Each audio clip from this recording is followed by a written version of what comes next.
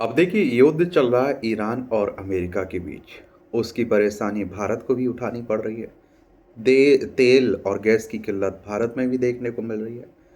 अब बात आ रही है कि हॉर्मूज पर नहीं सुधरे हालात तो भारत में कितनी होगी खाद की कमी, खाद की किल्लत, किसानों जो खाद लेते हैं ना उसकी बात हो रही है। और क्या है इससे निपटने के तरीके, इस पर हम लोग बात करते हैं, समझते हैं। तो स्टेट ऑफ हॉर्मूज में पैदा हुए भू राजनीतिक तनाव अब केवल वैश्विक तेल बाजार तक सीमित नहीं रहा, बल्कि यह भारत के खेतों और वहां लहलहाने वाली फसलों तक पहुंच गया। यूरिया और उर्वरक उत्पादन के लिए कच्चे माल के रूप में इस्तेमाल होने वाली प्राकृतिक गैस की भारी किल्लत ने देश के कृषि क्षेत्र को एक अनिश्चितता के दौर में धकेल दिया। मार्च 2026 में उर्वरक उत्पादन में आई 24.6% की गिरावट इस संकट की गंभीरता का स्पष्ट संकेत देती है। ऐसे में देश की खाद्य सुरक्षा और खरीफ सीजन की तैयारियों पर बड़ा सवालिया निशान लग गया है।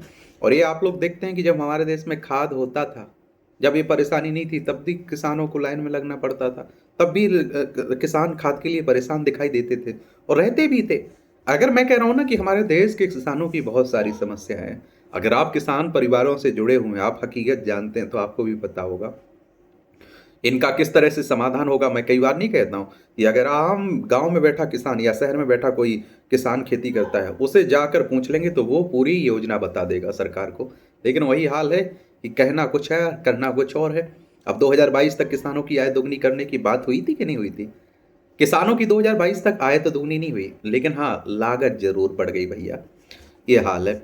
तो भारत में यूरिया की कुल जरूरत का लगभग 40% और एलएनजी का 60% हिस्सा खाड़ी देशों से हॉर्मुज मार्ग के जरिए आयात करता है, मतलब खरीदता है। मार्च 2026 में इस मार्च के बाधित होने से कच्चे माल की आपूर्ति श्रृंखला टूट गई और जिसका सीधा असर उर्वरक कारखानों पर पड़ा है। वर्तमान में ये कारखाने अपनी आधी क्षमता पर ही काम कर रहे हैं। मार्च के आंकड़ों में दर्ज 24.6% की कमी यह दर्शाती है कि ये यदि स्थिति जल्द नहीं सुधरी तो कृषि गतिविधियों के लिए जरूरी खाद की उपलब्धता पर गंभीर संकट छा सकता है।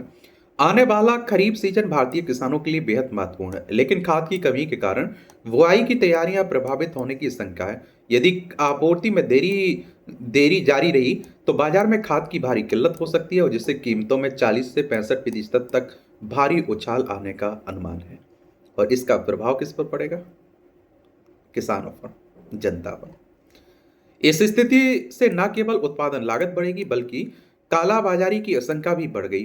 हालांकि 19 मार्च 2026 तक भारत के पास 61.14 लाख टन यूरिया का बफर स्टॉक मौजूद था, लेकिन युद्ध या तनाव की लंबी अवधि इस स्टॉक को नाकाफी साबित कर सकती है। गैस की कालाबाजारी नहीं होती, हो रही है, ब्लैक में मिल रहा है।